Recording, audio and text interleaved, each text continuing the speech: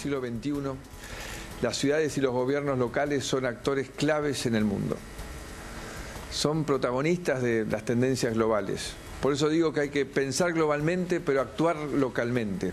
Somos conscientes de la difícil situación que hoy atraviesan muchas familias y nuestra prioridad es trabajar y estar cerca de quienes más nos necesitan para que puedan transitar este momento de la mejor manera posible. Al igual que presupuestos presentados desde que iniciamos la gestión, se tiene como principal destino la finalidad social. El 77% del gasto primario se destina a servicios sociales. Es un titular de prensa lo que estamos hablando, si va a viajar en tal o cual lugar. Creo que esto no está para nada establecido y creo que no importa hacia dónde va en primer lugar, sino el grado de diálogo y de interacción que tengamos los gobiernos, que es lo realmente importante. Y la verdad que son sentimientos encontrados, ¿no? De tristeza, alegría porque tenemos la escuela arreglada, prácticamente nueva, tristeza porque no están Sandra y Rubén, y también un sentimiento de que queremos que arreglen el resto de las escuelas, ¿no? Porque Moreno sigue con más de 250 escuelas cerradas, en proceso de arreglo y otras que ni siquiera fueron revisadas.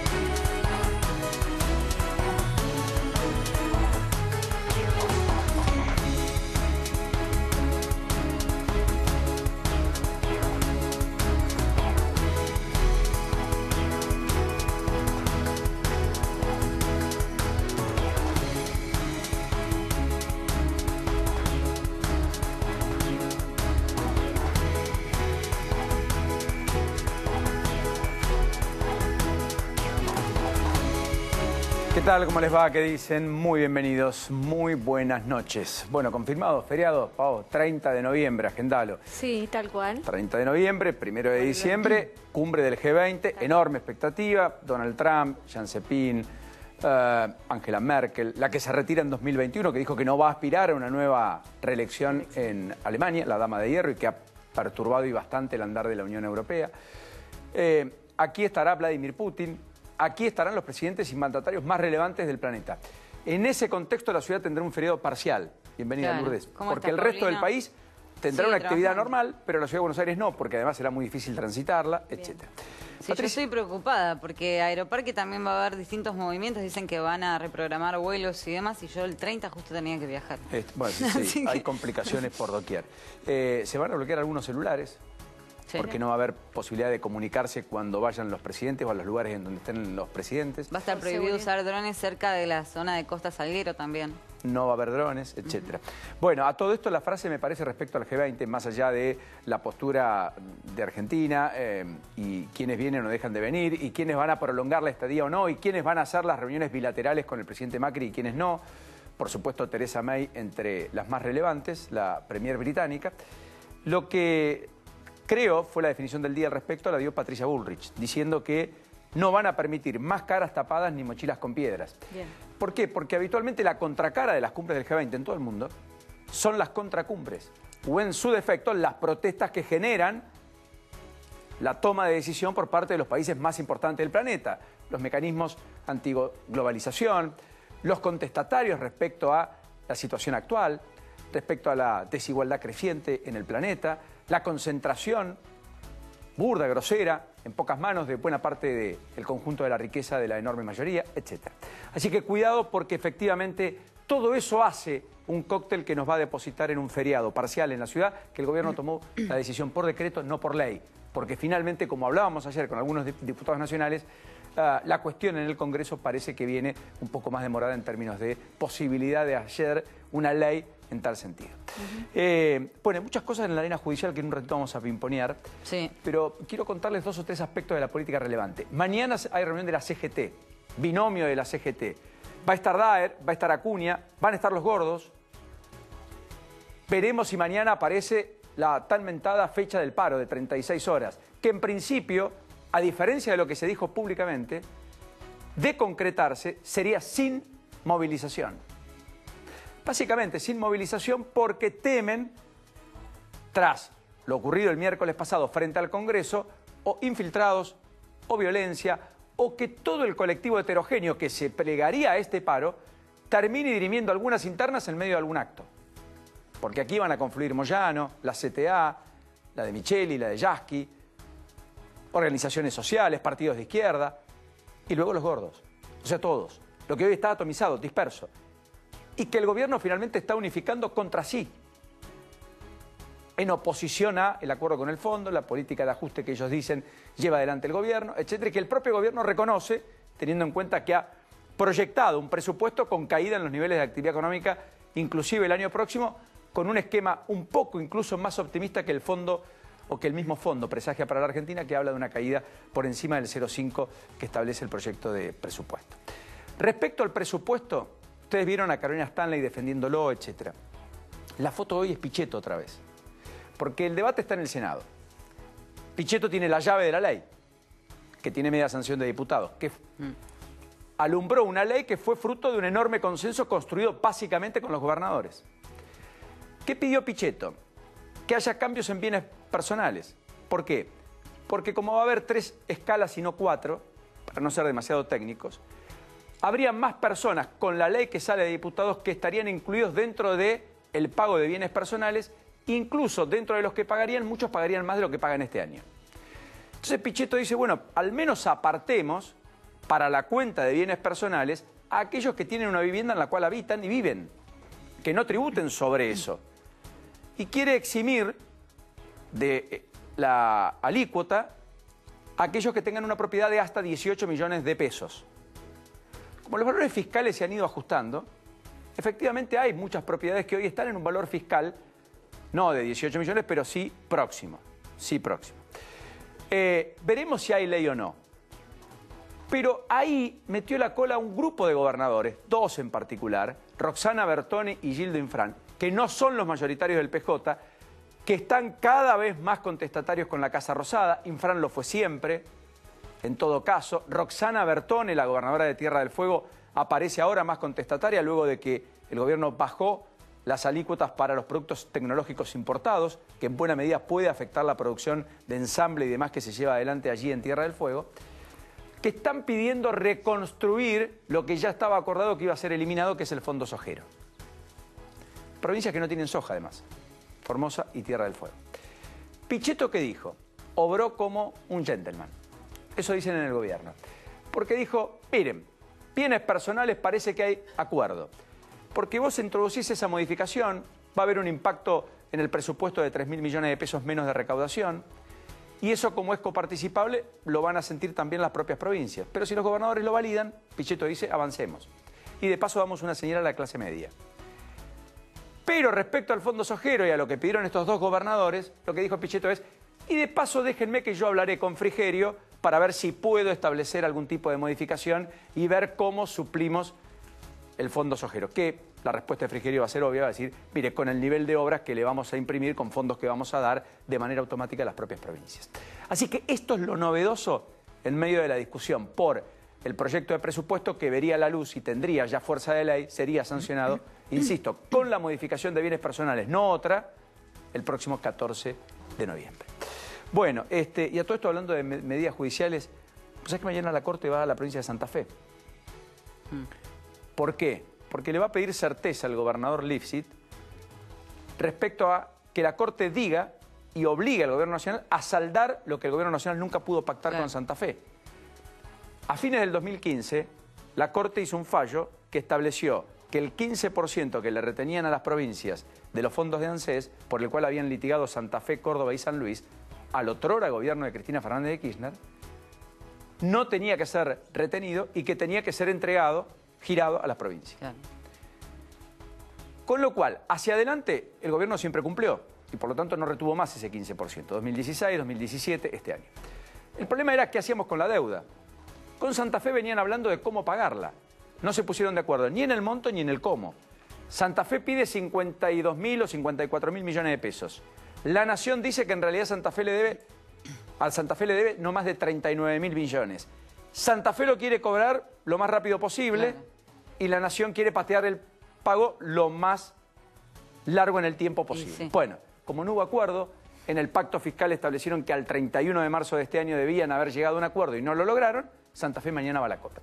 Con lo cual Lifshitz mañana también levanta el perfil político en la previa de lo que va a ser el acto con Ricardo Alfonsín y Margarita Stolbizer en homenaje a 35 años de la democracia en la Argentina, de la victoria de Raúl Alfonsín en 1983, allí en Alsina 940, aquí en la ciudad de Buenos Aires, y que va a marcar un poco la impronta de una foto de un espacio centro progresista, equidistante del kirchnerismo, por fuera de Cambiemos, y que busca ser una opción electoral para el año próximo. Así que fíjense, digamos, cómo la política también empieza a marcar la toma de decisiones, que ya obviamente es bastante explícita desde hace un tiempo, en virtud de que la campaña se aceleró, los tiempos se aceleraron y el 2019 está hoy, entre nosotros, y cada uno juega su propio partido. Bueno, y hoy comenzó el juicio a Lázaro Báez. Así es, creo que fue el tema del día porque es el primer mega juicio después del kirchnerismo que tiene sentado en el banquillo de los acusados nada más y nada menos que a el empresario santacruceño Lázaro Báez, que es la insignia, digamos, de la obra pública durante el kirchnerismo, ¿no? Porque Lázaro Báez, gracias a haber obtenido la cantidad de obra pública que obtuvo, pudo después generar el lavado de dinero que hizo, porque el delito precedente justamente es la obra pública. A través de ese direccionamiento que fue a favor de Lázaro Báez, de las empresas de Lázaro Báez, hablamos de Australis Construcciones, él después con ese dinero terminó generando lavado de activos, estamos hablando de más de 60 millones de dólares. Solo en este caso probado, con más de 1.355 propiedades. Así es. Mamita. Que, bueno, lo que hoy se comenzó a juzgar justamente es lavado de activos agravado por la habitualidad entre los periodos del año 2010 al 2013. Esto es lo que la justicia está juzgando en este momento. No solamente está Lázaro Báez, sino sus 4 hijos que estaban sentados también en el banquillo de los acusados hoy, junto a una veintena de personas. Hablamos de Leonardo Fariña, de Federico Láscar, del Rossi, de Molinari, Carradori, muchas personas. O sea, los que en Chueco. algún momento contaron toda la trama, luego dijeron que era la ficción que la nata les pedía y luego terminaron ratificando que era la verdad que habían dicho. Así es. De ficción no tenía nada, tenía mucho de realidad y bueno, los hechos que se están juzgando aquí es, en primer lugar, lo que se vio por los medios de comunicación, ese video, ese famoso video de la Rosadita, de la empresa SGI, de la financiera, donde se los ve contando 5.100.000 dólares a Martín Báez y a un grupo de personas, entre los que estaba también Rossi. El delito efectivamente, digo por lo que dijo alguien, no era contar plata, sino hacerlo en época del cepo cambiario, en una cueva. Exacto. Con fondos no lícitos. Exacto. Y además lo que decía la acusación hoy es que justamente se valieron de personas de confianza para traer el dinero a través de bolsos en aviones privados, donde, ¿te acordás que a él lo detienen en uno de los vuelos que llega a San Fernando el 6 de abril del año 2016, hace 2 años? Bueno, ¿qué es lo que ocurrió? Eso es por un lado, haber contado esa plata, que era la plata para sacar al exterior. Después, por otro lado, haber repatriado y reingresado al país dinero en bonos de deuda del Tesoro que terminaron en Australis Construcciones. Hablamos de 32.800.000 dólares. Ese es lo segundo que le están acusando a Báez y al resto de las personas que están imputadas. Y la tercera parte es la compra de bienes inmuebles, de autos de alta gama, los gastos del casamiento de Leonardo Fariña, que se gastó 1.900.000 pesos en el casamiento de Leonardo Fariña en el Tattersall con Karina Jelinek, si bien recuerdan, que fue muy conocido ese casamiento. Con una categoría de monotributista de Fariña. Exactamente, y lo que justamente plantean en el tribunal hoy los acusadores es que ninguna de las personas estas que aparecen aquí lavando dinero, es que ninguno tenía capacidad adquisitiva para hacerlo. Por eso justamente está el delito de lavado de dinero. Estás lavando plata que se generó por algún lugar y que tenés que blanquear, digamos, que se generó de una manera ilícita. Bueno, digamos. ¿qué es lo que ocurrió? Bien. Primero la acusación y después de la acusación vino la parte de las defensas que hicieron las cuestiones preliminares. Esto fue los planteos que cada una de las defensas tenía. La primera la hizo el abogado de Lázaro Báez, el doctor Hortel, planteando la nulidad de la elevación a juicio. ¿Por qué? Porque dice, acá se citaron solamente personas físicas, pero no personas jurídicas. Y la ley de responsabilidad penal empresaria plantea que hay que llamar a las personas jurídicas también. Estamos hablando de Austral Construcciones, estamos hablando de SGI, del Betic, SA, las empresas que aparecen mencionadas aquí en la cuestión de lavado de activos porque la ley lo plantea. Eso por un lado. Por otro lado, recusaron... Pero la ley, perdóname, un poquito más despacio, es 2016. Sí. Y no hay ninguna ley que sea retroactiva. No. Y el delito es todo antes. Sí, pero ellos plantean que tendrían que haber citado. Es una manera de defenderse, Paulina. Ortel, que es el abogado defensor de Báez, era el ex titular de la superintendencia del servicio penitenciario. Del servicio penitenciario. Sí. O sea, el que manejaba lo que pasaba puertas adentro en los penales, entre ellos el penal en donde hoy está Lázaro Báez. Exacto. Bueno, ese es el abogado de Lázaro Báez, contractual que manejaba lo que pasaba puertas adentro en el penal hasta el 10 de diciembre del 2015. Ese fue uno de los planteos. El segundo planteo, y el creo que más importante de todos, tiene que ver con la recusación al juez suplente. Estamos hablando del juez Jiménez Uriburu. ¿Por qué lo recusan? Porque si bien es suplente en este juicio, en el juicio de obra pública que va a comenzar el 26 de febrero del año 2019, es juez titular. Y obra pública es el delito precedente al lavado de activos. Por lo tanto, dicen que no va a gozar de imparcialidad ese juez a la hora de juzgar porque es suplente en este y titular en el otro. Algo que adhirieron la mayoría de las defensas y pidieron la suspensión del juicio. Y después pidieron la unificación de las querellas, está la FIP, está la Unidad de Información Financiera y está también la Oficina Anticorrupción. Entonces pidieron la unificación de esas querellas en una sola. Por lo tanto, hoy se pasó un cuarto intermedio y a partir de ahora las próximas audiencias van a ser los días miércoles, la próxima es el miércoles 7, donde obviamente el tribunal tiene que definir estas cuestiones preliminares antes de avanzar en el juicio. Mamita, le escuchaba a Lourdes y digo, uff. Yo también. ¿Cuántos mecanismos para dilatar procesos además, no? ¿Cuántos interpotentes? ¿Cómo le vas? ¿Qué dice, intendente? ¿Cómo anda? Gusto estar, Paulina, acá. Gracias por este ratito. Bienvenido, Orlando Ferreres. ¿Cómo anda? ¿Qué tal? ¿Cómo están? Bien. Muy buenas noches. Bueno, prendimos el aire un poquito porque levantó temperatura, o sea, ahora bajó afuera, un poquito después de la lluvia. ¿No seguiría lloviendo mañana o sí? No, alguna que otra precipitación aislada en cualquier momento, pero el transcurso de la semana va a ser así. Van a subir las temperaturas, pero no va a estar al sol a pleno como estuvimos disfrutando la semana pasada.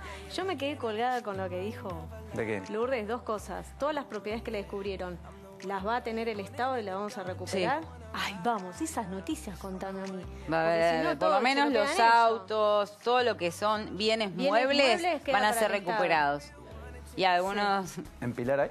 Enfrente de Sheraton, un edificio enorme de ala panamericana de Austral Construcciones. ¿Ah, sí? ¿Ese es de Austral Construcciones? No sabía.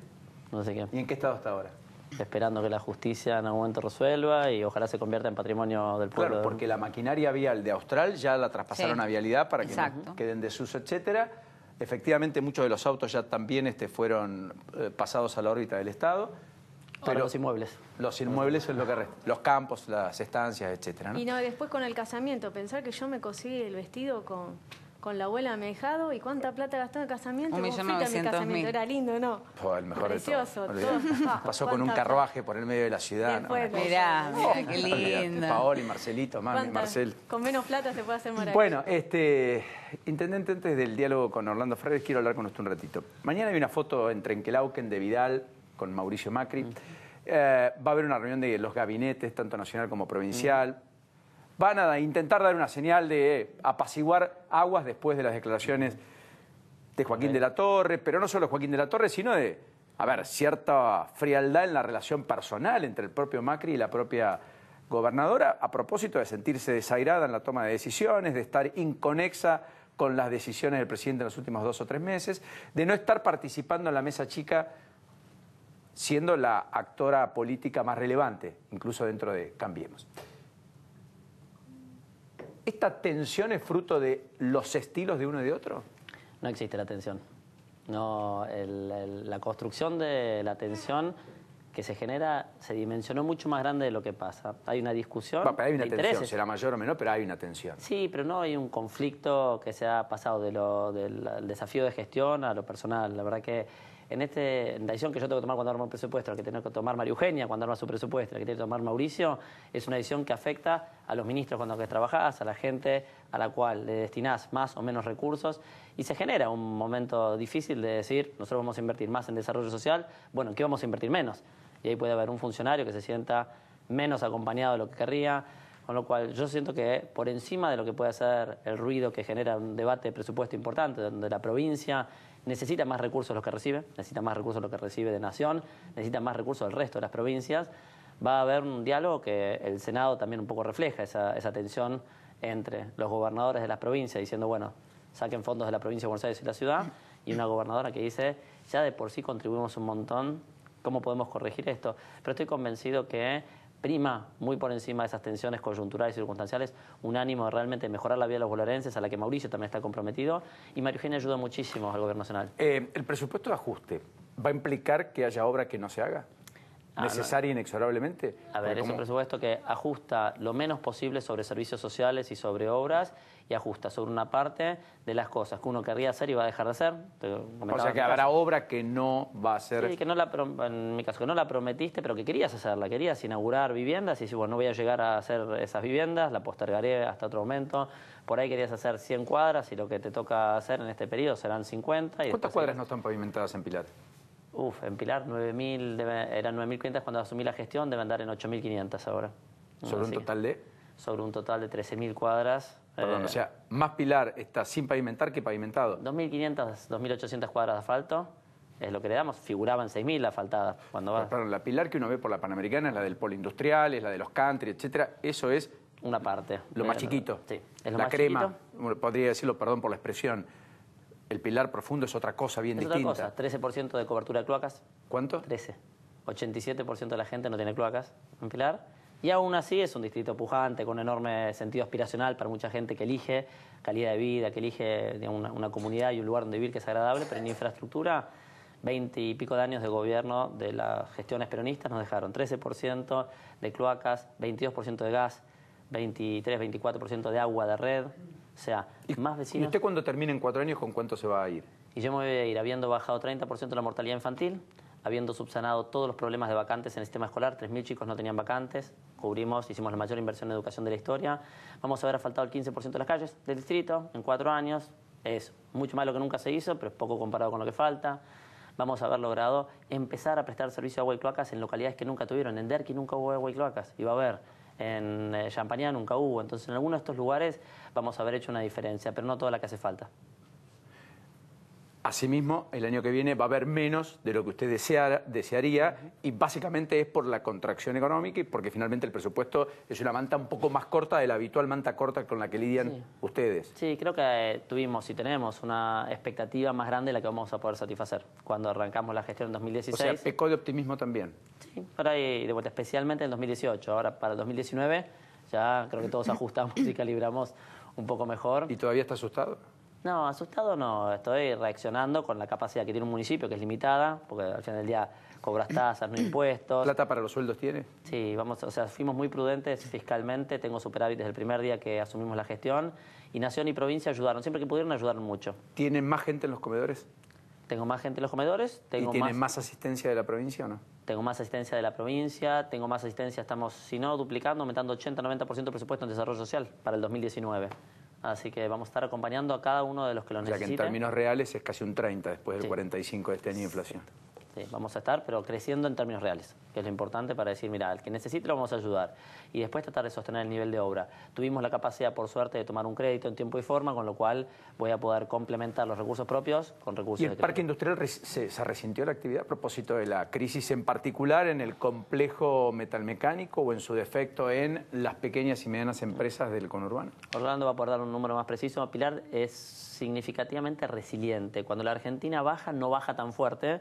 Y cuando la Argentina crece, crece más. ¿Y eso porque tiene empresas grandes? Tiene una buena combinación de empresas. Tiene empresas que exportan, tiene un sector de pymes que complementan mucho esas empresas. Tiene 3 sectores: el industrial, que es el parque más grande de América Latina. Tiene el sector residencial. ¿Más grande que el de San Pablo? Sí, más grande que el San Pablo. Del sur de México en adelante ya éramos el más grande. Con la expansión de ahora debemos estar arriba de las 1.300 hectáreas. Así que la verdad que muy potente. Y te decía, tenemos un sector residencial fuerte, los barrios cerrados y mucho de la construcción, y un sector comercial también que es bastante pujante. Yo lo conocí en la época de CIPEC. Usted estuvo allí. CIPEC es alguien o una estructura, una ONG que trabaja mucho por los aspectos institucionales. ¿Usted está convencido de que el gobierno avanzó lo suficiente o que se quedó a mitad de camino con ciertas cosas en cuanto a lo institucional?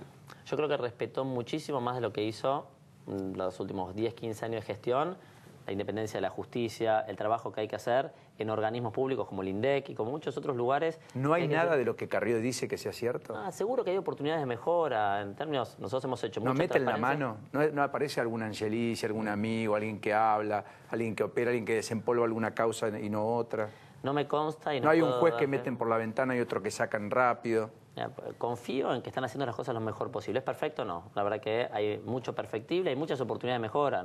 Tenemos que ser sumamente exigentes y críticos de las cosas que no hacemos bien. Pero lo comparo con dónde estábamos y la Argentina está en un lugar mejor. No este gobierno, la sociedad argentina, en términos de respeto institucional, ha avanzado bastante. ¿El gran fracaso es la inflación? Es uno de los grandes fracasos. Yo siento que lo que nos cuesta como sociedad, a los que estamos en el gobierno y a los que nos acompañan y a los que no desde la sociedad, es la posibilidad de ponernos de acuerdo en algunas metas y objetivos de largo plazo. Si tenemos que vivir con lo nuestro, bueno, ¿cómo lo vamos a hacer? Si tenemos que tomar decisiones de priorizar la educación, por lo que veíamos en la presentación sobre Moreno, bueno, ¿qué dejamos de invertir en eso? Todavía no tenemos el ejercicio de generar consenso, ni a nivel local, a veces provincial y mucho menos a nivel nacional. ¿Usted tiene todas las escuelas abiertas? Tengo todas las escuelas abiertas, pero tengo que hacer mucho para mejorar la infraestructura edilicia. ¿Reconoce que hay un materia pendiente? Sí. Nosotros invertimos mucho en abrir nuevas escuelas por el problema de vacantes que tenía, pero no tanto en poner mejores condiciones a las existentes. El año que viene, casi 100% de la inversión que voy a hacer en educación va a ir a tratar de lograr mejorar todo lo que va a infraestructura educativa, va a ir a mejorar las escuelas. Hoy presentó el presupuesto y el plazo que se vencía por el día. ¿Presentó presupuesto? Presenté presupuesto. ¿Y con qué referencia? Bueno, porque la provincia todavía no lo elevó, a eso voy. Con la mejor estimación que pudieron hacer nuestros equipos técnicos en diálogo con la provincia para cumplir con la ley orgánica municipal y tratar de lograr que tengan suficiente tiempo los legisladores, los concejales, para tomar una buena decisión. Es un presupuesto prudente, equilibrado, que logra fortalecer las áreas que piden los vecinos y baja mucho la estructura de la política, Secretaría de Gobierno, Jefatura de Gabinete, Intendente y demás. Así que va a ser un buen presupuesto. ¿Cuándo baja qué dice? ¿Le baja sueldo? Baja recursos, baja gastos, baja estructura que te acompaña para celulares, viáticos. Y mucho más también. Es decir, hay una cantidad de iniciativas que vamos a posponer o postergar y poner más donde la gente lo necesita. Intendente, gracias. Gracias a vos, Paulina. Muy gentil. De River no. De River. Así que ansioso. Vaya a ver el partido. Bueno. Usted que puede, ¿Qué día, aproveche, hoy? Usted que no juega el Piti Martínez. Hay que aprovechar. Sorpresa, ¿eh? El muñeco batallando ahí. Ay, no puede estar ahí encima con los muchachos. Orlando está... Gracias por este ratito. Bienvenido. Buenas noches. Un placer. Está a esta hora tu homeland en Nueva York. Guido Sanleris, el presidente del Banco Central, ha viajado a Londres, luego va a estar también en Nueva York. Van a intentar demostrarle al mundo que la Argentina, tras el acuerdo con el fondo y eventualmente con el presupuesto, este presupuesto es confiable, no defaultea y que en todos los casos la crisis cambiaria quedó atrás. ¿Es cierto o no? Sí, yo creo que está bien. Lo que pasa es que requirió varios ajustes durante este año. De 17, 16 pesos del año pasado hacia fin de año, hacia noviembre. Ahora estamos en 37 o algo así. O sea, hay un aumento del 100%, un poco más, en el tipo de cambio. Y evidentemente que eso arrastra inflación y además las tarifas de los servicios públicos también arrastran inflación y la tasa de interés al 72 o 73% también es costo para las empresas. Y tienen que sacarlo de algún lado que no consiguen bien de dónde. Entonces, bueno, hoy tenemos una base que es todo cero. Cero base monetaria, cero déficit fiscal, cero levaca a fin de año. O sea que bien claro desde el punto de vista del marketing. O sea, ¿usted cree que hoy hay más plan económico del que había hasta ahora? Sí, yo creo que este plan es más realista. Los anteriores fueron planes que fueron coyunturales, fueron de ajuste pequeño. Pero también tenemos las consecuencias. Por ejemplo, hoy nosotros sacamos la inversión bruta interna fija. Dio menos 19,5. La caída es de casi el 20%. Sí, casi 20, 19,5. Y los importados, los bienes de capital importados, han caído muy fuerte, más o menos 33%. La construcción cayó 3,8% Y todo lo que es importado, la maquinaria, por ejemplo, camiones, cayó 45% en septiembre. O sea, el bien terminado cayó más fuerte que incluso el bien intermedio para un producto final. Tal cual. Pero en ambos casos, casi el freno de mano se le imprimieron. Sí, no, fue muy violento, fue muy en B corta. En B corta muy profunda. Esperemos que después recupere. Bueno, el proyecto de presupuesto habla de una B corta que después en algún momento rebota, pero allí la verdad es que hay muchos que temen que ese rebote o bien no se produzca, o cuando se produzca mucho más lento de lo que el gobierno imagina. Bueno, ¿Usted qué cree? No, yo creo que va a recuperar, porque en gran parte de este año tenemos el problema de la tasa de interés de Estados Unidos, que subió mucho. Tuvimos la parte de que disminuyó, los impuestos a las empresas. De 35 en Estados Unidos pasó a 21, más baja que en Europa. Eso nadie habla, pero es una realidad que a todo el mundo le interesó invertir en Estados Unidos porque es el que menos cobra de impuestos a las ganancias. Después tuvimos el problema de Brasil, que tampoco anduvo, de acuerdo a lo esperado, no anduvo, y tuvimos el problema de la sequía, de la cosecha gruesa. La soja cayó 39%, casi 40%. O sea que eso provocó una caída muy grande de los dólares que se iban a recibir y evidentemente que sumando todo, lo de Estados Unidos con la tasa y la falta de liquidez, la inversión que se hace en Estados Unidos y no en cualquier otro lado, la falta de recursos para los países emergentes, entre los cuales está la Argentina, lo último que se colocó fue lo de Aeropuertos Argentina 2000, que fue casi 500 millones de dólares en el principio de año. Después no hubo ya nada. Entonces, esa situación hace que, bueno, hubo que salirse del gradualismo y pasar al shock de improviso. Lo que pasa es que el momento elegido no es el óptimo, porque estamos... No es lo mismo el shock a comienzo de una gestión, con el plafón que eso conlleva, que el shock con el desgaste de casi 3 años de gestión, 3 presidentes del Banco Central y 3 ministros de Economía. Sí, por supuesto. Naturalmente que al tercer año es más difícil justificar esos cambios, porque ya pasó mucho tiempo y bueno, ahora fue porque hubo algún error. Ahora, Melconian ha dicho anoche una frase que sobrevoló y creo que explicitó lo que el mundo empresario sostiene. No solo habló de que la política sigue metiendo la cola y que el proyecto de presupuesto recarga sobre el sector privado el ajuste que eventualmente debería hacer el Estado, sino que ha dicho además el gobierno no tiene un plan integral económico, tiene un plan en el mejor de los casos de estabilización. No, yo creo que ellos eligieron un plan económico que iba por lo gradual.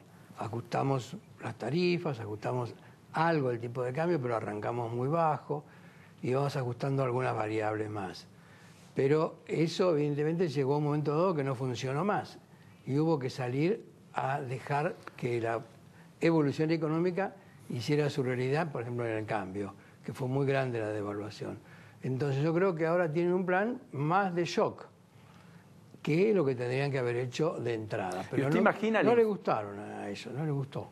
¿Y usted imagina que la inflación va a bajar definitivamente, fruto de la sequedad en la plaza, es decir, de que no hay pesos y al mismo tiempo que baja fuerte el consumo y que aquel que quiere vender, bueno, tiene que aplicar el Cyber Monday, qué sé yo, oferta del 60, 70, hasta los autos hoy se incluyeron en el Cyber Monday con más de 2 millones de consultas. Quiero decir, ¿entiende que al menos por esa contracción y por la recesión es que la inflación va a morigerarse o no? Sí, se va a morigerar. Este mes pasado, septiembre, dio 7,1 a nosotros nos dio. 6,5 INDEC. Este mes de octubre está dando 5 o 5,5. O sea que va a tener 2 meses muy fuertes. Después va a caer alrededor del 3%, porque hay un arrastre al mes siguiente. Igual son tasas altísimas, ¿no? Sí, bueno, pero esto tendría que haber hecho el Macri al principio. Lo escuché a Daniel Haddad decir, hay 150 países en el mundo que tuvieron en septiembre anualizado menos inflación que Argentina en un mes. Y sí. O sea, el 80% del planeta tuvo una inflación menor en todo un año que Argentina en un mes. Sí, claro. Bueno, Estados Unidos tiene 2,3, 2,5 anual. Nosotros tenemos 7 mensual. Una locura. Claro, por eso es bastante más fuerte. Los empresarios son un poco héroes. Están los corruptos, están los malos empresarios, están los vivos, están los que viven de la teta del Estado, pero están los honestos. A esos honestos son héroes. Tienen que lidiar con estas tasas de interés, con los cambios impositivos recurrentes, con el sistema jurídico. Y que le cuesta lidiar, pero no tienen mucha alternativa, no tienen forma. Lo mismo que los del campo, tampoco tienen mucha alternativa. no pueden llevarse el campo a otro lado. Entonces tienen que usar lo que hay. Y muchos industriales les pasa lo mismo. Tienen acá la empresa, la fábrica, y tienen que producir para vender algo. Ahora, el que está endeudado está muy complicado, porque la tasa de interés es altísima. Entonces, tener que endeudarse a estas tasas es un grave riesgo. Sí, es una bola que puede convertirse en una bola de nieve, ¿no? Sí, porque eso cuando estuvo todavía Caputo, el presidente del Banco Central anterior, dijo que esa tasa iba a durar hasta diciembre. Y va a durar hasta diciembre, eso lo dijo en junio, julio. O sea, hace bastantes meses. Hoy hubo un intento de bajarlo un poco más, al 70, desde el 72, 73. Sí, bueno, pero... Recontra alta, pero quiero decir, empezó, entiende usted, la tendencia con el dólar controlado y llegaron las reservas del Banco Central. Si quiere mostramos la placa de lo que ha sido el día, porque hoy el martes tuvo un discurrir diferente al de ayer. Ayer había bastante mal humor, la tensión comercial entre Estados Unidos y China.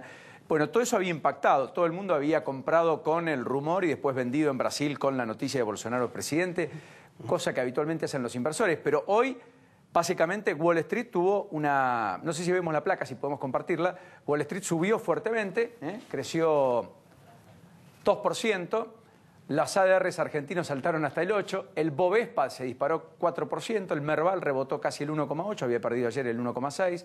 Los bonos atados a la inflación, lo que decía Orlando, efectivamente crecen en la perspectiva de que van a tributar más intereses. El dólar en 37,80, apenas algunos centavos arriba. Llegaron los dólares del fondo, se incrementaron las reservas, hacía tiempo que venían por goteo perdiendo sistemáticamente terreno y ya están en 54.000 millones de dólares. Lo único que buena parte de las reservas que llegaron efectivamente no se pueden usar en el mercado cambiario, como en algún momento se hizo, y para algunos se dilapidaron fondos y reservas muy importantes. Claro, eso que recibió es del Tesoro, pero el Tesoro bien lo podría dejar en dólares y tiene que pagar dólares, pero también lo podía transformar en pesos y tiene que pagar pesos, porque el Tesoro, en general, la mayoría de las veces tiene que pagar en pesos. Solo una pequeña parte paga en dólares. Orlando, lo último. El proyecto de presupuesto para el año que viene, ¿es un proyecto razonable para la crisis o demasiado manoseado y que otra vez recarga sobre el sector privado a tal punto que en algún sector pueda haber asfixia con estas variables? Bueno, recarga sobre el sector privado porque en los cambios que se producen, lo que más varió es el aumento de impuestos, tanto a la exportación de lo que es el agro, que es 4 pesos por dólar que se cobra de derecho de exportación, y 3 a la industria. Justo nosotros requerimos más dólares, sin embargo le cobramos un impuesto al que exporta. Evidentemente es la forma más fácil de recaudar y no hay evasión, pero no es muy bueno esa idea. Entonces eso va a durar un año. Y después también hay menos obra pública. Va a durar un año en tanto y en cuanto los planetas se alineen, ¿no es cierto? Como todo transitorio en la Argentina. Está previsto, por ahora está previsto eso. Entonces, hay rebajas de gasto que transfieren a las provincias y otras cosas que se fueron eliminando, como el fondo sojero, que ahora se quiere volver a reinstalar, pero en Tierra del Fuego no hay soja. ¿Cómo va a cobrar el fondo sojero? ¿Sí? En ese lugar, bueno, digo ese ejemplo, pero hay muchísimos en los cuales no se produce este producto, igual reciben dinero, sobre todo las municipalidades, y están protestando. Pero yo creo que lo que más va a aumentar el año que viene, a partir de marzo y sobre todo abril, donde va a haber la gran cantidad, es en la cosecha gruesa. Solo la cosecha gruesa, cuando se incremente, que más o menos es igual que la caída de este año, no es que va a crecer, eso da 2,1% más de aumento del Producto Bruto del país. O sea que hay que estar atento a eso, porque muchos no están calculando este impacto que tiene el agro sobre la actividad global. Dependemos igual de la naturaleza. Bajo el supuesto de que sea normal. Porque ya tuvimos una inundación y también una sequía. Ya más no faltó puede. Nada. Más Orlando, no podemos. Gracias por este ratito. No, gracias a ustedes. Como siempre, enorme placer de tenerlo aquí. No, en al la noche. contrario. Bueno, ya está, Juan Bruje, gracias, diputado. ¿Cómo le va? ¿Cómo andás? ¿Todo bien? Bien, Paulina. Deja 2 o 3 consultas y me meto en el diálogo con usted. ¿Cómo no? Bueno, en principio, hoy detuvieron a un prófugo por delito de narcotráfico en Alto Palermo. En el Alto Palermo todavía están las cámaras de todos los medios ahí. Sí. Con lo cual, bueno, lo bueno es que hubo inteligencia, tenía pedido de captura de un tribunal de San Isidro. La causa se había iniciado en 2014, finalmente lo detuvieron. Habla bien, así como habla mal de muchas cosas que no encuentran a muchos, bueno, habla bien de ello. Después, Chocobar la tiene complicado, hubo Sí, revés. la Corte Suprema ratificó el procesamiento de él al haberle rechazado una queja que había presentado ante la Corte.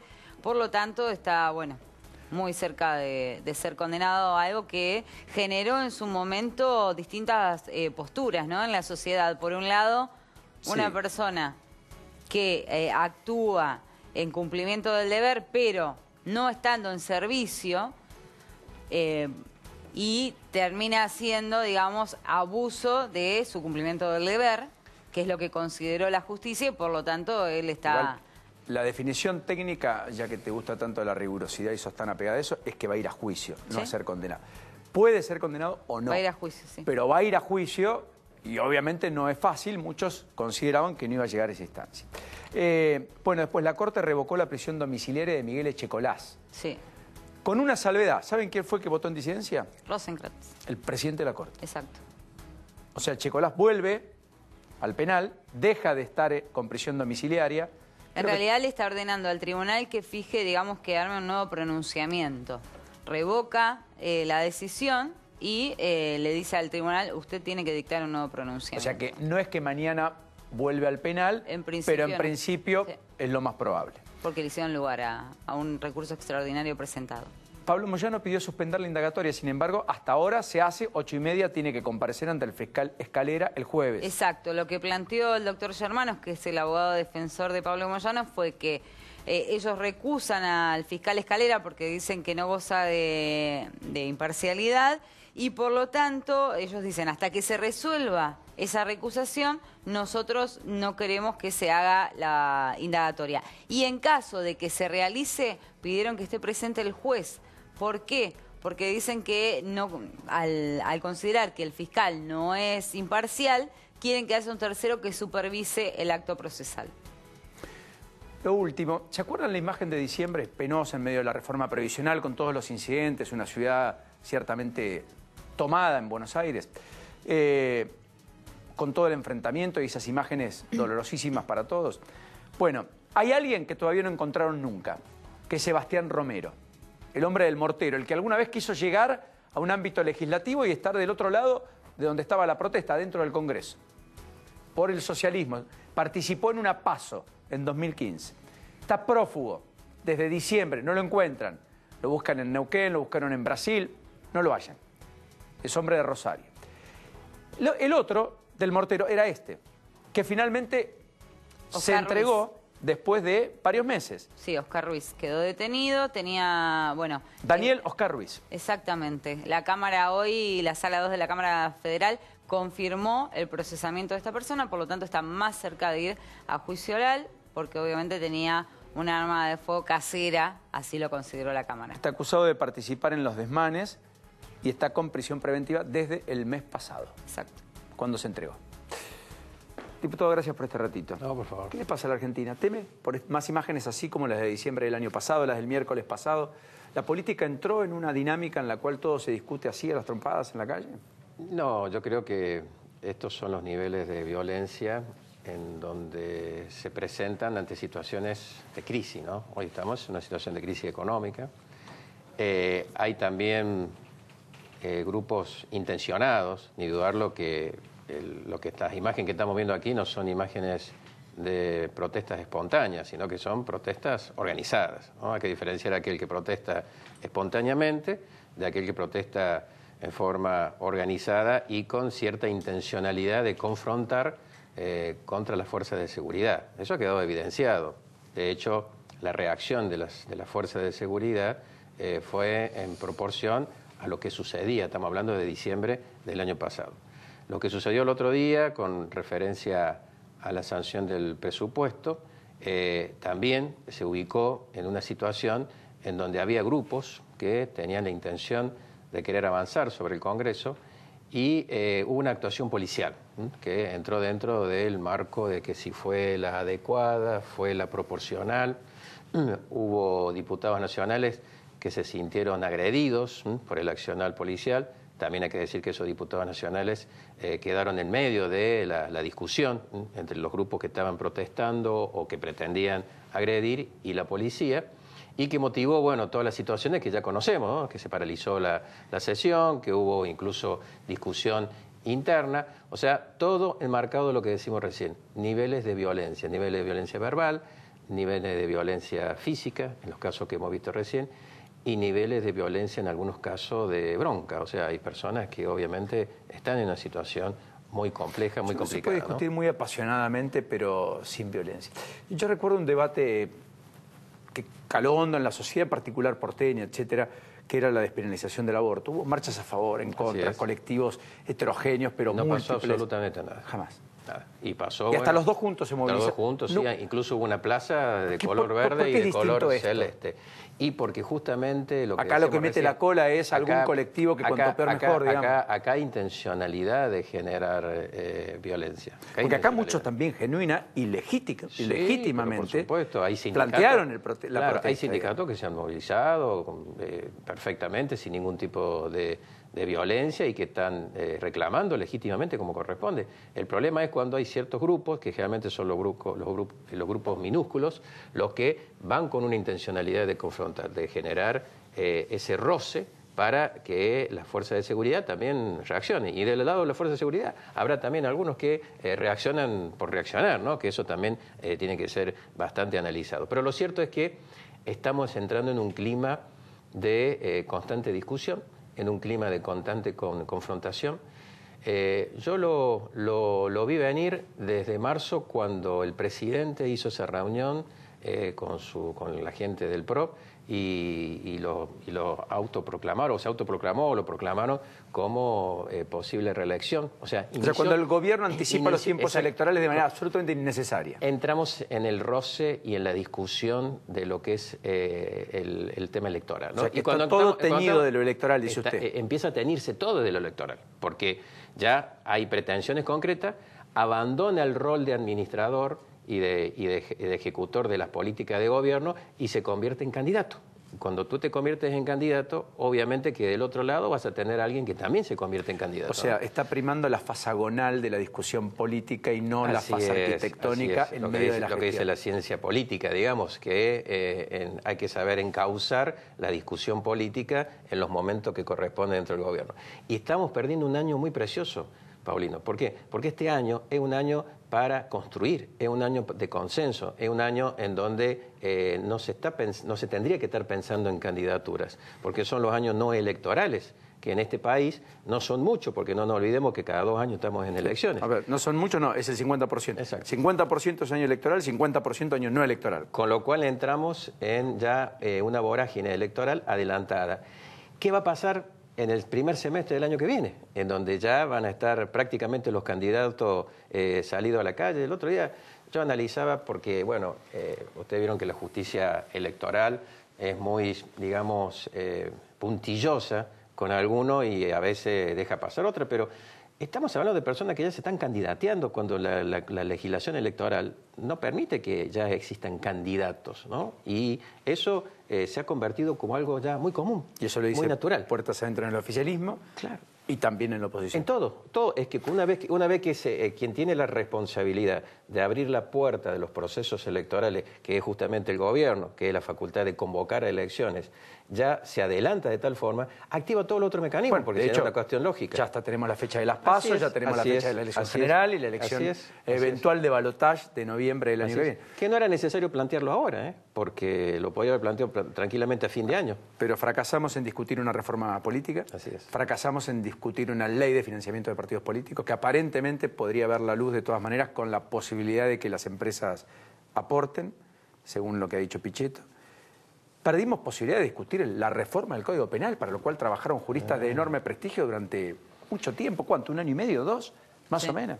Pero perdimos algo muy importante, discutir el tema de la pobreza. O sea, este año nos tendríamos que haber abocado 100% a ver cómo disminuíamos los índices altos de pobreza e indigencia. Ese es el punto principal. De nada vale hablar de todos los otros temas si vemos que hay miles y miles de argentinos que la están pasando muy, pero muy mal. Recién hablabas bien con criterio de la macroeconomía. Pero ¿qué pasa con la economía real? ¿Qué pasa con la economía de mañana, del fin de mes, que hay que pagar? En donde esa macroeconomía con mucha suerte va a empezar a dar signos positivos junio, julio del año que viene, los economistas más optimistas. Pero está hablando de términos amplios generales, que para que baje realmente a la economía real van a pasar varios meses. Entonces, este año nos tendríamos que haber abocado a ver cómo reforzamos el trabajo de las pymes, que es el que está dando prácticamente el 70 o el 80% del trabajo en la Argentina. Cómo achicamos esa asimetría que hay entre lo que es la capital, el conurbano bonaerense y el resto del país. Fíjate, tú decías recién el tema del presupuesto, el tema de los subsidios para el transporte, ¿no? Cómo el gobierno nacional dijo, bueno, nosotros vamos a subsidiar Buenos Aires, el Gran Buenos Aires, la ciudad de Buenos Aires, pero el resto del país, las provincias se van a tener que hacer cargo del subsidio. Cuando ya partimos de desigualdades, porque el boleto aquí es mucho más barato que el boleto en Córdoba, que en Rosario. Y si encima le sacamos los subsidios, por eso los diputados nacionales junto con los gobernadores... Bueno, lograron el fondo compensador, Nos pusimos fuerte para lograr ese fondo compensador, que costó muchísimo hacer entender de que se podía lograr ese fondo compensador. Entonces, estamos perdiendo un año que hubiera sido fundamental, primero, para definir el tema de que decíamos recién, de cómo achicamos el tema de la pobreza. Segundo, definir cómo generamos producción. Seguimos con la timba financiera, y hay que decirlo en estos términos. Yo hace poquito vengo de Estados Unidos, que me invitaron la iglesia de los Jesucristo de los Santos de los últimos días, porque no se le puede decir más mormones, dicen ahora, ¿no es cierto? Básicamente allá me preguntaban qué era esto de la timba financiera que habían escuchado, qué era la timba. Entonces él tuve que explicar lo que era, que cuando le hablaba de las tasas de intereses que había, cuando le hablaba de cómo se movía el tema del dólar, y decía, claro, ¿qué producción puede haber ahí? ¿Qué producción? Entonces, este era el año para trabajar en eso, para parar la timba financiera, para ver cómo dábamos más crédito, cómo los bancos que están líquidos, que tienen plata, hay liquidez en los bancos. El problema es que no tienen a quién prestárselo. No tienen a quién prestárselo porque justamente no hay un esquema... Si se lo prestan al Estado, claro, que altísimas tasas, no al particular. Es que se lo prestan al Estado porque le conviene al banco prestar al Estado y no al particular, cuando tendría que ser al revés. El Estado no tendría que tomar los fondos, sino que tendría que ser el facilitador de la toma de fondos para los particulares. Y eso generar trabajo. ¿Qué es lo que te pide en la calle la gente, Paulino? La gente en la calle no te pide subsidio, te pide trabajo. La seguimos en la próxima, Juan, gracias. Gracias, Paulino. ¿Estás hincha de River o no? No, de Boca. Esperar en bueno, algún defecto tenía que tener, algún defecto tenía que tener. No, para nada, como una virtud, para nada. Un hincha de Boca que ni sé por qué soy hincha de Boca, te comento, pero soy hincha de Boca, desde chico. Pausa, ya volvemos. No te vayas, dale. Llegaron los nuevos tendederos Sabelcor con nuevo diseño, prácticos, plegables y muy resistentes, construidos en acero en sus dos terminaciones, en color gris plata y también en color blanco, ideales para departamentos y espacios reducidos. Además los podés conseguir en cualquier hipermercado, bazar y ferretería de todo el país. Y recordá siempre, comprando un producto Sabelcor, comprás trabajo argentino.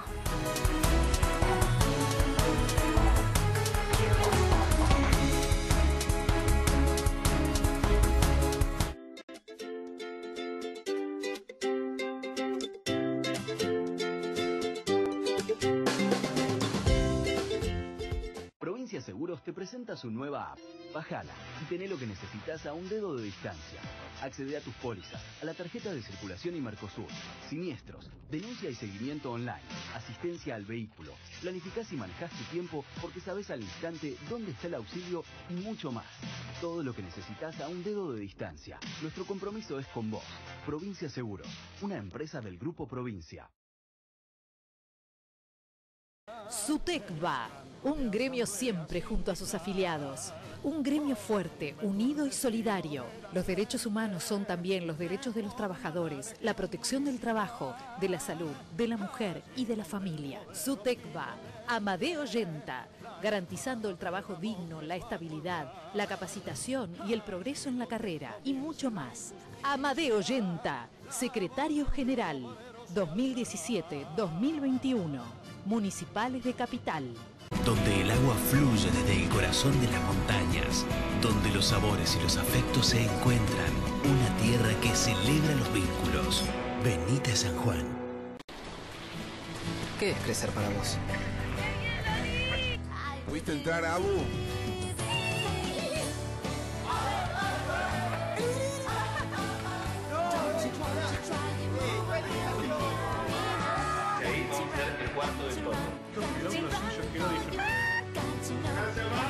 Para cada uno, crecer es algo distinto. Lo importante es tener quien te acompañe. Me parece que hice un video. Banco Ciudad. Te quiere ver crecer. La nueva credencial PAMI llega a tu casa. Te la enviamos por correo. No tenés que hacer ningún trámite ni pedirla en tu agencia. La entrega será en etapas y por regiones.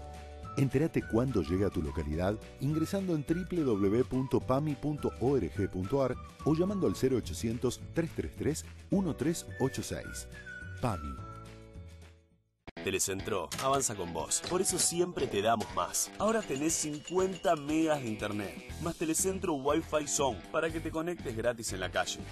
Más 70 señales de televisión HD y un control remoto con acceso directo a Netflix y YouTube. Más la aplicación de Telecentro Play para ver televisión en vivo, series y películas en todos tus dispositivos. Más teléfono fijo en tu casa. Todo por 1.496 pesos por mes. Telecentro te conecta todo. ¿Luis? Luis, tocayo. Gracias, Hernán. De nada, María. Santiago. Gracias, Pedro. Gracias, Ana. Hay tantos nombres como formas de llegar y ahora podemos hacerlo juntos. Uber, juntos en el viaje. Esto es un infierno. Hasta la temperatura, Rubén. ¿Tenés acidez? Tenés que tener Milanta. El antiácido masticable rápido, efectivo y con mejor sabor que nunca. Milanta, apaga la acidez. Un grupo de jóvenes migra en busca de nuevas juntadas. Llevan en brazos el nuevo Frisé Italian Limonata. Hay momentos de conexión, de reflexión, de chinchón. Cámbiame la canción y así, llenos de alegría, brindan, babean y también tipean un mensaje a sus viejas. Llegamos. Nuevo Frisé Italian Limonata, en busca de una juntada mejor. Frisé. San Francisco está muy lindo, viene creciendo. Tenemos el parque industrial más grande de la provincia de Córdoba con 268 hectáreas. Estamos armando una nueva sede que va a ser fundamental para ese parque industrial para que tengan un lugar donde puedan venir y desarrollarse. Comenzamos cuando comenzó esta gestión, cuando estaba el doctor Martín Yayora como intendente. Esto es la continuidad de ese trabajo.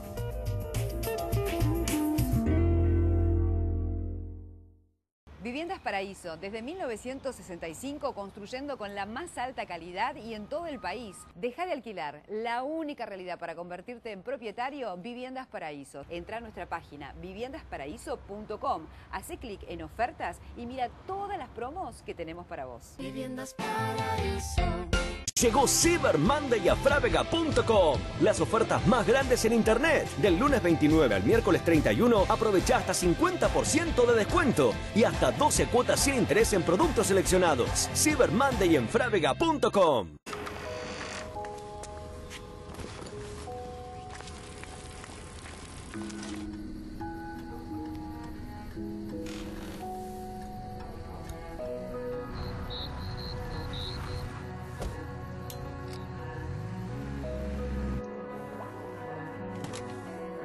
Tus hijos no ven toda la protección que les das, la sienten. Fuji, protege como vos. SC Johnson, una compañía familiar. Te estamos buscando. A vos. Buscamos al youtuber de La Matanza. Si tenés entre 15 y 25 años, presentanos tu video. Tenés tiempo hasta el jueves 1 de noviembre. Genial. Y además... Además te podés ganar una cámara, una laptop y un montón de premios más. Ingresá a www.lamatanza.gov.ar y busca las bases y condiciones.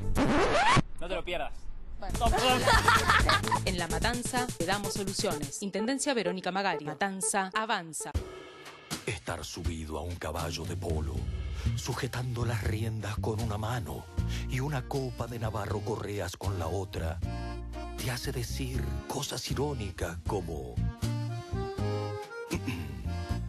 una vuelta para todos.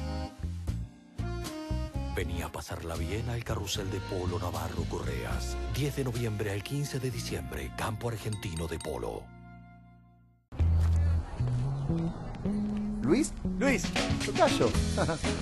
Gracias, Hernán. De nada, María. Santiago. Gracias, Pedro. Gracias, Ana. Hay tantos nombres como formas de llegar y ahora podemos hacerlo juntos. Uber, juntos en el viaje. Hasta la temperatura, Rubén. ¿Tenés acidez? Tenés que tener Milanta. El antiácido masticable rápido, efectivo y con mejor sabor que nunca. Milanta, apaga la acidez.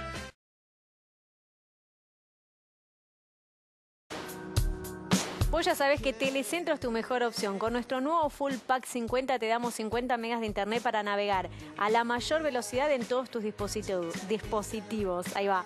Y también tenés la posibilidad de tener TV digital. Sí, escuchaste bien. Más de 70 canales digitales en televisión que podés disfrutar, así como también la app de Telecentro que te permite disfrutar la tele en tu celular y en tu tablet. A eso sumale 2.500 minutos libres de telefonía fija para hablar en tu casa sin parar. Y además tenés Wi-Fi Zone que te permite conectarte en más de 7.500 puntos de toda la ciudad sin gastar los datos de tu móvil. Todo por 1.496 pesos finales por mes. Y si llamás ahora mismo, te damos HD gratis por 9 meses. Sí, escuchaste bien, llamando al 63800000 o bien ingresando en telecentro.com.ar. Porque Telecentro te conecta todo. Ese diario se acabó. Como nosotros. ¿Quién lo dijo? Bolsonaro, presidente electo de Brasil. ¿A quién? Al Fólado San Pablo. Ya empezó con los quilombos. ¿Te imaginas? El equipo económico está pensando un real a 5, o sea, un dólar a 5 reales. Hoy está en menos de 4. Eso significaría una devaluación importante de la moneda de Brasil. Cuidado, porque la ventaja competitiva argentina post-devaluación se licuaría bastante. ¿Cuál es la última novedad? La última novedad en Bullrich, entre Cerviño y Avenida Santa Fe, en la zona parquizada, ahí frente al regimiento de los Patricios, encontraron una persona sin vida con un tiro en la sien, aparentemente de un calibre 38. Ahora la policía está realizando las tareas de rigor o división homicidios de la policía de la ciudad. Para matizar los 80 de Titor. Abrazo, Héctor. Abrazo grande, gran Titor. Homenaje en el CCK. Mira que vos empezaste el programa hablando del G20, yo te voy a hablar de que la 20 no se toca, porque quedó para uno solo, que es Ginóbili, ¿eh? Acaba de decir los Spurs que la camiseta se va a colgar y va a quedar en nombre de este gran deportista que durante 16 temporadas hizo que San Antonio Spurs llegara a la gloria. Nos vamos, hasta mañana, disfruten, mañana, pásenlo si Dios lindo, quiere. chau.